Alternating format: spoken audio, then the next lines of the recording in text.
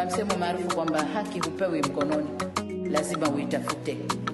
Lakini katika kutafuta haki kuna ujuzi. Wananchi wetu wengi hawana ujuzi wa kutafuta haki zao.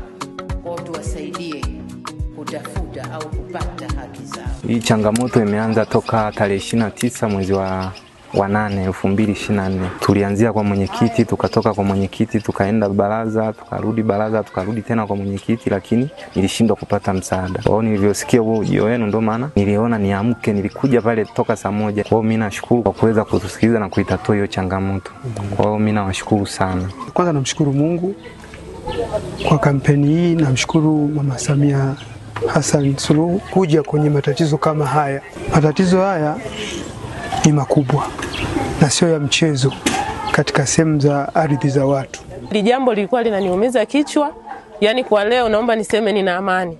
Nitalala usingizi mzuri, familia yangu ina amani. Yani jambo limeenda vizuri, na washukuru wanasheria waliokuja waliotumwa na mama, yani wanafanya kazi sio kwa kutumwa bali ni kwa moyo.